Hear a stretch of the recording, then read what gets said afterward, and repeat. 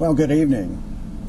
I am Robert Sumwalt, and I'm a board member with the National Transportation Safety Board, and that's spelled S-U-M-W-A-L-T,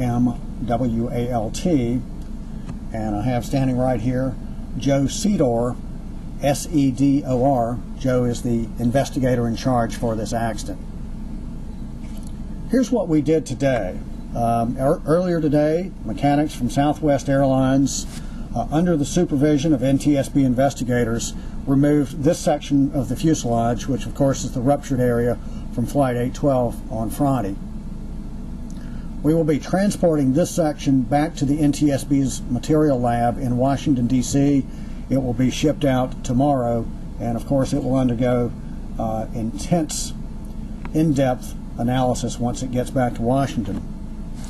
We've also looked at other portions of the lap joint along the fuselage of the accident airplane. We did that today, and we found evidence of additional cracks on that airplane. The reason that we came, of course, to Yuma was to document the damage on this airplane, and now that we've extracted this piece of the fuselage and shipping it back to Washington, the structures group, actually the entire on-scene portion, will begin to wrap up. It'll start to wind down here in Yuma, and the focus of the investigation will be back in Washington. So with that in mind, the structures group is expected to finalize their field notes tomorrow or on Tuesday, and the investigators will be convening at the NTSB's materials lab in Washington, D.C. on Wednesday morning.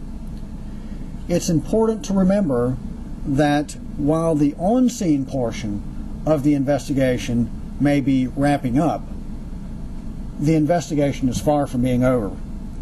In fact, I look at it as the investigation is just now in the beginning phases.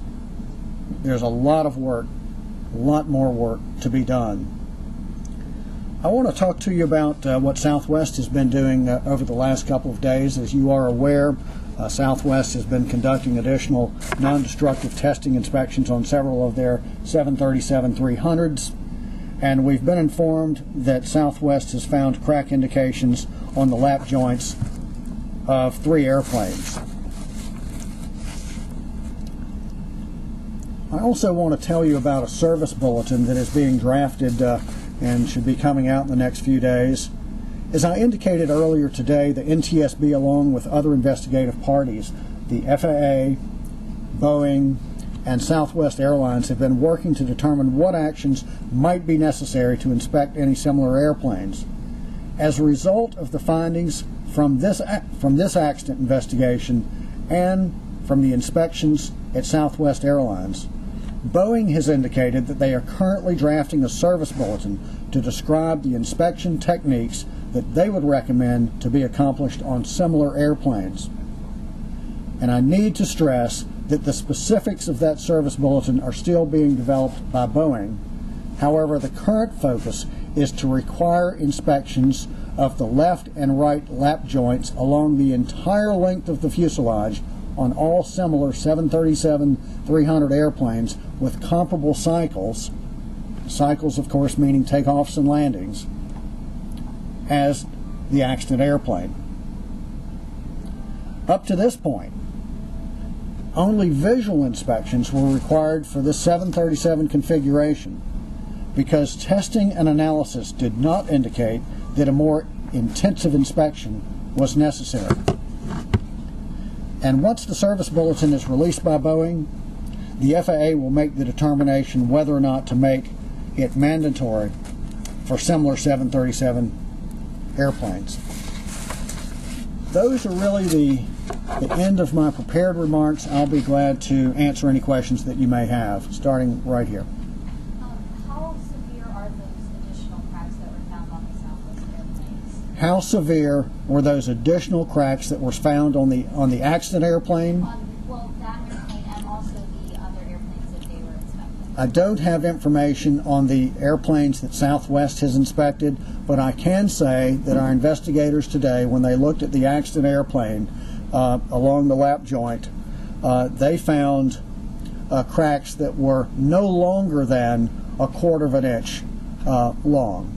Also, are they going to be looking at lap joints, other lap joints, or are they just focusing on that?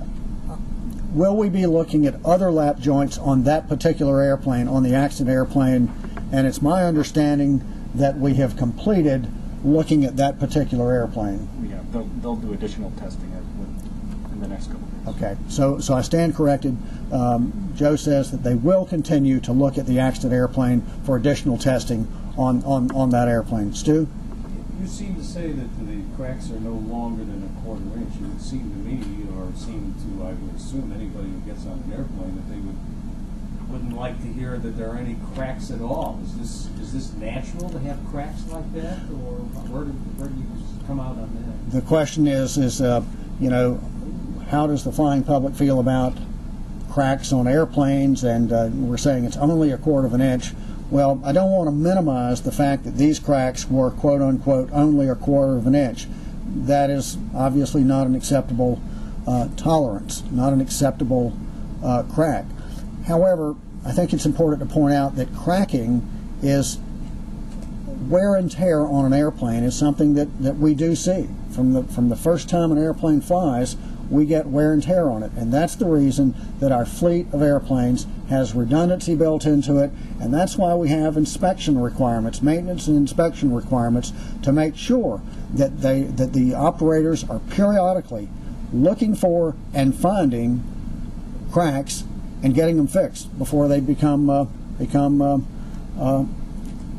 greater than they should be. So that's the answer to that. We'll take a question right here. If Boeing is drafting these recommendations, what about other carriers that are also flying 737-300 series? Should there be any other concerns with additional airlines that are operating these types of aircraft as well? The question is, if Boeing is drafting a service bulletin, how about other operators? And the service bulletin will be addressing all similar airplanes, and then the FAA, it will be up to the FAA to determine whether or not that service bulletin is sufficient or whether or not it should be mandatory for all similar aircraft. Other questions? Follow-up. One as well. Can you talk about how many cracks were found, what you found today on this particular accident airplane when you said that the additional were discovered no longer than a quarter of an inch? How many are we talking? Were we able? Can I tell you the number of additional cracks we found on the accident airplane by going out and looking today? I don't have a count of that. Other questions? Could you just repeat that? You mentioned Boeing drafting a service bulletin on requiring inspections of the left and right lap joints. Could you do that one more time? Yes, and of course the lap joints on this airplane. This lap joint, if occurred, if I'm standing in the passenger cabin looking straight forward, looking toward the cockpit, this lap joint was about here. There's another lap joint at the mirror image position on the right side of the aircraft. So Boeing's service bulletin, and we don't know the exact specifics of it. Boeing, being the manufacturer, is drafting this bulletin, but it's anticipated that it would require inspection of both of these lap joints running through the entire length of the fuselage on all similar 737-300s with comparable takeoffs and landings as this accident airplane. Yes, Lisa. When we actually shoot these that we're going to be sending back to DC, what is it that we're going to be able to notice when we're shooting? That what are we going to be looking at as far as showing cracks? What is it that we're going to be seeing on that piece? Well, the question is, by looking at this through a camera lens or with the naked eye, what are you going to look for? And usually fatigue cracking is at the microscopic level, so it's going to be very hard to identify just from where you are, and we will take measures of putting various components in a scanning electron microscope to look for those look for fatigue and the fracture patterns. So I think it's going to be difficult to actually see the cracks.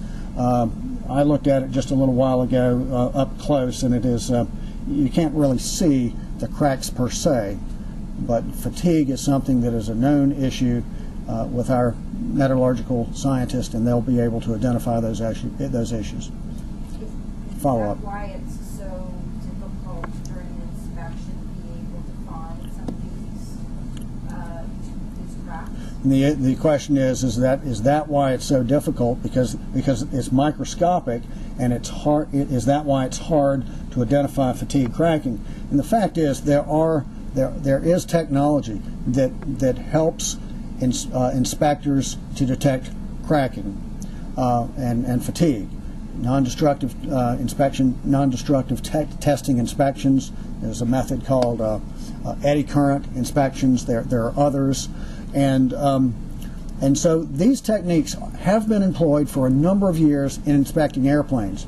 What the issue is that along this particular lap joint, it was not known in the industry that this was an area on airplanes of this number of cycles that those lap joints should be inspected. So therefore, the assumption is that we don't, on airplanes that only have 40,000 cycles, we don't need to be inspecting that particular part of the airplane, that lap joint, with non-destructive testing methods. So there are methods using technology to inspect. It just, in the industry, it was not thought that this was an area that needed to be inspected. Take two more questions. Just a follow-up to hers. Can you kind of explain what that is to the layperson, those types of technologies, to average John Q citizen watching television at home? How is that done? How does this technology work? I'm not an expert in eddy current inspections, but my friend is Google. I don't know. I don't know the exact techniques, but I do know that they have been employed for a long time. Any other questions?